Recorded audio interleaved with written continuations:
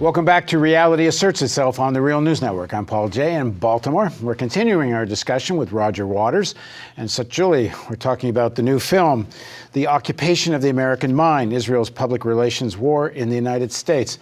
And you really I'm not going to introduce the guys again because you really should go back and watch this from the beginning because I think it's a fascinating interview.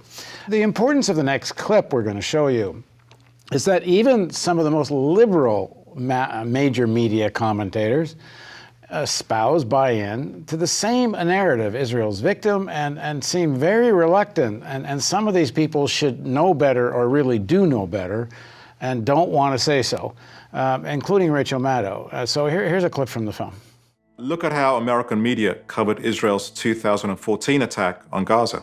A keyword search of all the major networks showed that over the course of the 51-day assault, Israel's ongoing military siege and blockade of Gaza were barely mentioned compared to the thousands of times Hamas rocket attacks on Israel were mentioned. Why is Hamas launching missiles into population centers of Israel? The basic propaganda frame is built into the very assumptions journalists bring to the table. Since Israel pulled out of Gaza in 2005, 8,000 rockets have been fired from Gaza into Israel. This is how propaganda works. It works by getting your words in the mouths of other people, especially the mouths of supposedly objective media commentators. I'm wondering, though, whether you're outraged by the conduct of Hamas, starting the conflict by firing rockets, building tunnels to kill and kidnap Israelis, being more than willing to sacrifice Palestinian lives by embedding them into their own kind of arsenal and using them, as Israel contends, as human shields. Do you have a level of outrage at Hamas itself? It doesn't seem like propaganda at all. It just seems like news. And this goes across all the major media, including the supposedly most liberal. Look at Rachel Maddow on MSNBC, who's known as the leading progressive voice on mainstream television. She did only 4 segments on the war. And during these few segments, she never once mentioned Israel's ongoing occupation of the West Bank or its siege and blockade of Gaza, and never once mentioned the fact that the US has armed Israel with the very weapons that were being used against the defenseless civilian population. Instead, choosing to frame the invasion as part of a senseless cycle of violence perpetrated by both sides. It's been a constant cycle of fighting between Israel and Hamas for the past several years in Gaza. And the fighting and the cause of the fighting feel terribly familiar because this is basically a recurring war. And if it feels like deja vu, feels like, ugh, I've heard all of this before, you are right. Because this really does keep happening over and over and over again. Rachel Maddow, the most important woman on MSNBC, the leader when it comes to politics.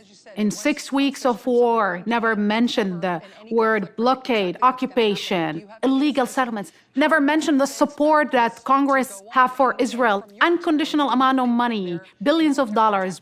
What is that? What a disappointment. Our media operations, national media, is a scandal when it comes to Israel. That was Rachel Maddow essentially doing the same thing as the rest of major media, including whether it's Fox or NBC or so on. Roger, you wanted to say something about the clip.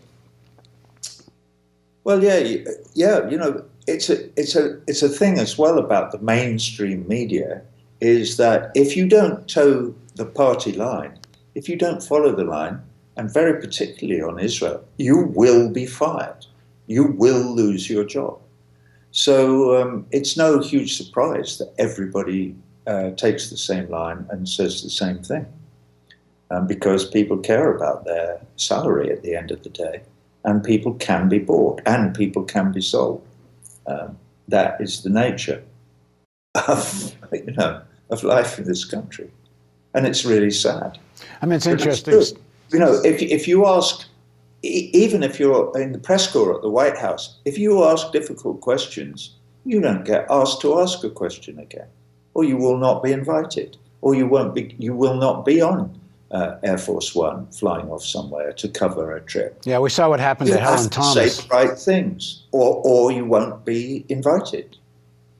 Yeah, Helen Thomas, I don't think it's mentioned in your film, but it's a very good example of what happens to a journalist who's a veteran White House journalist in the front row because of her seniority, and they hound her out of the press corps for asking exactly the kinds of challenging questions Roger's talking about. Yeah.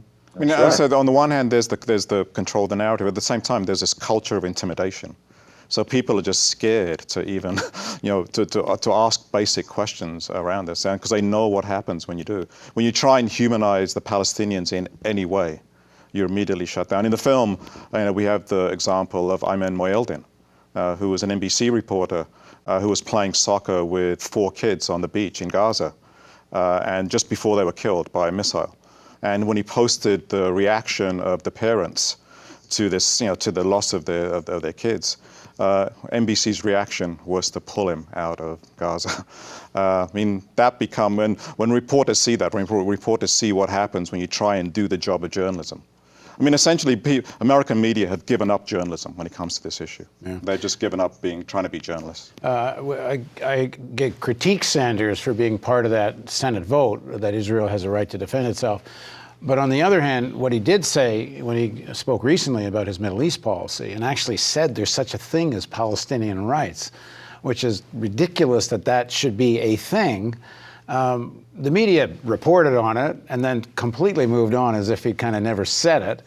But it did show that the sky did not fall when Sanders said that. It's not like I don't think there's any evidence that he lost electoral support, even in New York State. Maybe some. I don't think Orthodox were probably voting for him anyway. I think the Bernie Sanders moment was an incredible moment when he said that during the debate. I mean, part of what he said, even though it was very minor, he framed it by saying, of course, Israel has a right to defend itself, of course, and then he said a small part about Palestinian rights. But I think the most radical part, or the most interesting part of that, was the people in the audience cheering, which is an indication that something is happening. There is some crack amongst certain segments of the population around this issue. Well, let's show another clip from the film, which is just about this, which is, in fact, how the narrative is changing. And let me declare a conflict of interest in the beginning of this, because in this clip, I think it's in the clip, but in the film at any rate, there's a mention of media outlets which are not following the official narrative here, and Real News is mentioned as one. But at any rate, here's the clip. Over just the past few years, the proliferation of social media and internet news sources has made it increasingly difficult for the Israeli government and pro-Israel groups in the US to manage American perceptions of the conflict. Video footage and reporting from the ground bearing witness to the reality of the occupation are now more accessible than ever on the internet. In addition, over the past few years, a number of high-profile documentaries made by Israeli and Palestinian filmmakers alike have trained a harsh light on current Israeli policy and the repression of Palestinian rights. At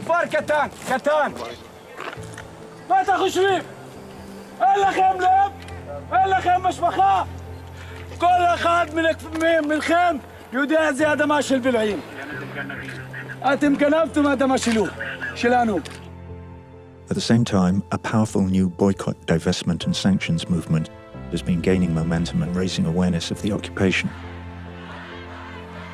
While activists from the Black Lives Matter movement have been making explicit connections between police violence against African Americans and the Israeli military's repression of Palestinians. We stand next to people who continue to courageously struggle and resist the occupation.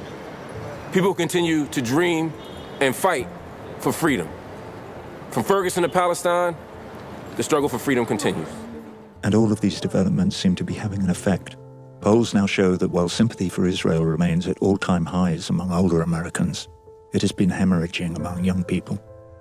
Despite the efforts of the lobby, something really striking is taking place.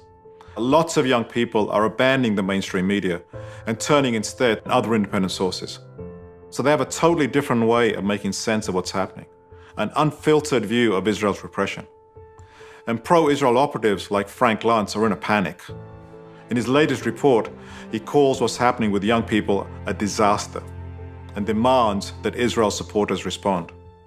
And people have answered the call.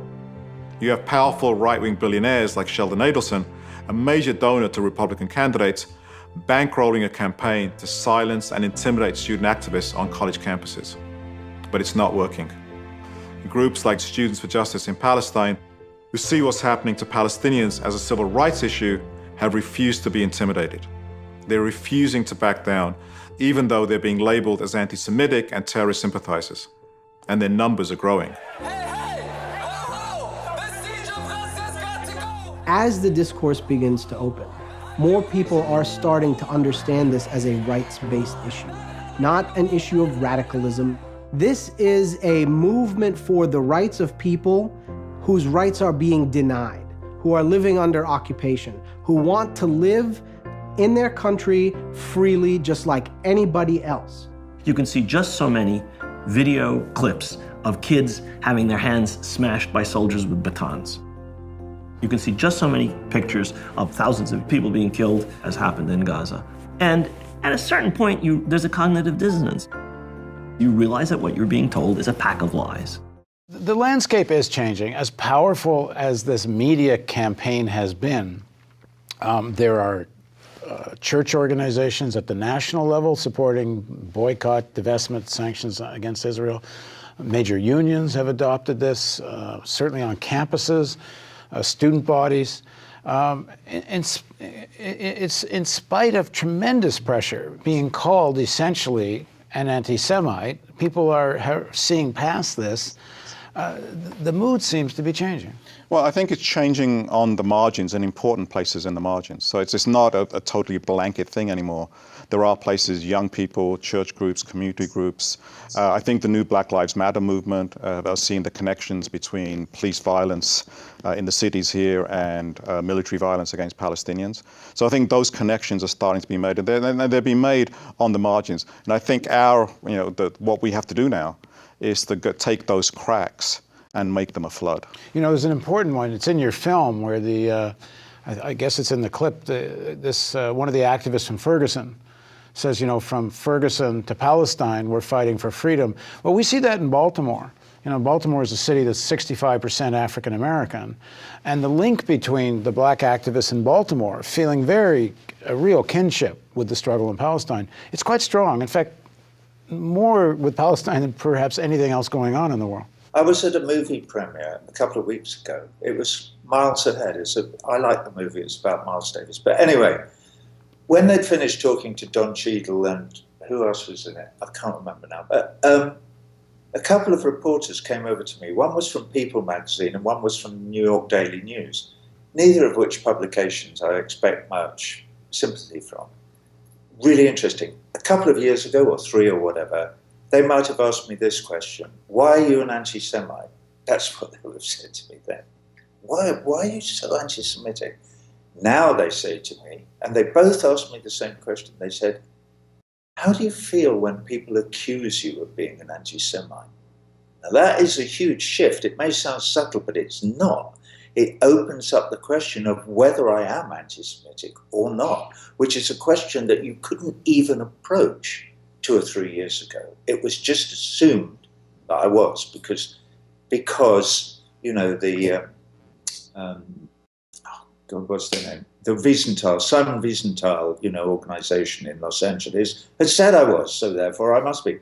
I think it's really interesting the way even in People magazine and the Daily News, the attitude is just changing a little bit. I'm so excited by it.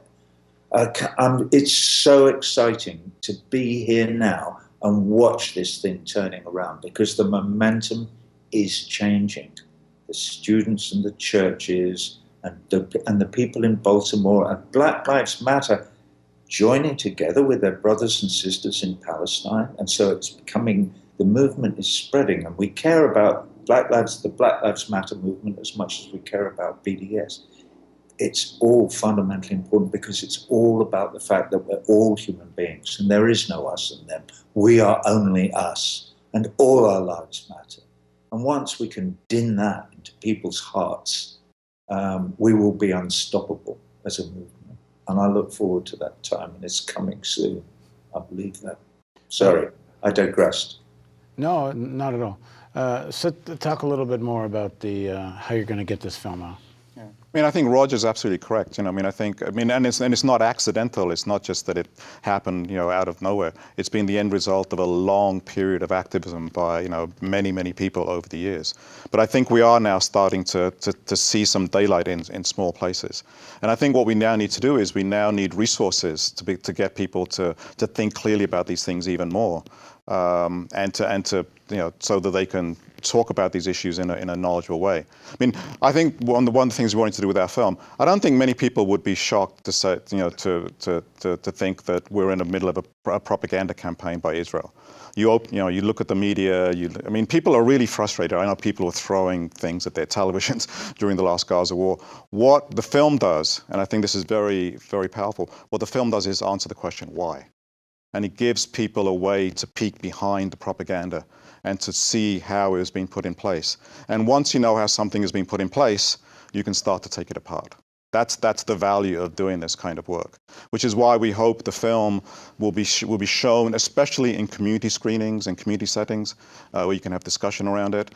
We have a whole strategy to make sure that it's shown on as many campuses as possible. If you're a professor, or if you're a graduate student, or if you're an undergraduate, get your library to buy it so it becomes part of the permanent collection.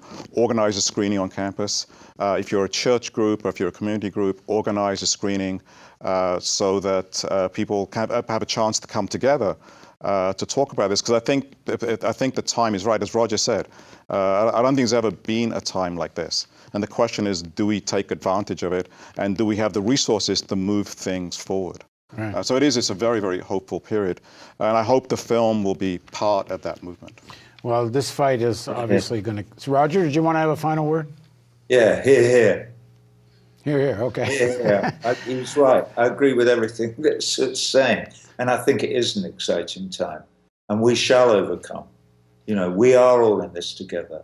And the more connections that human beings make with one another and recognize that one man's predicament is all of our predicaments. One more time, so where can people see the film? People can see the film at www.occupationmovie.com. And they can stream it there, or they can buy a DVD to screen as well. Another way you can get to the film streaming, which is I think $5 to watch the film, or you can buy a DVD, is on the Real News homepage. You'll see a copy of this movie poster. If you click on it, it will take you to the page where you can get to the film. Okay, thanks very much, Sid. Thank you, Roger. Thank you for having us on. I hope we can do this again. And we're going to end by showing a couple more clips from the film.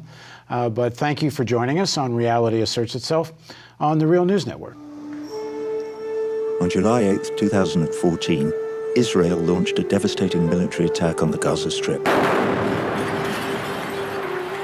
Over the course of 51 days, the Israeli military dropped nearly 20,000 tons of explosive on Gaza, a densely populated area the size of Philadelphia, killing over 2,000 Palestinians and wounding tens of thousands more.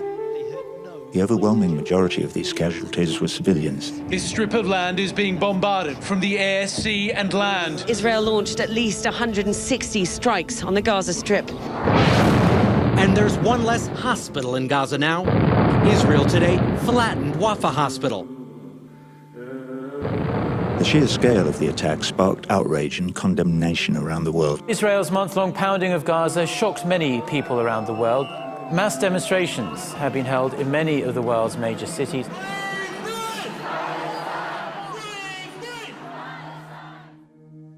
But in the United States, the story was different. Polls showed the American people holding firm in their support for Israel. This is the latest CNN ORC poll of Americans. Shows 57% of those polls say Israel's action in Gaza is justified. 34% say unjustified. These numbers were striking, but they weren't new. Over the course of a conflict in which Palestinian casualties have far outnumbered Israeli casualties, the American people have consistently shown far more sympathy for Israelis than for Palestinians. It's very difficult to divorce public opinion on any question from the media coverage that people rely on to form opinions. And I think the most prevalent lesson from looking at the coverage is that the coverage tends to see this conflict from the Israeli side.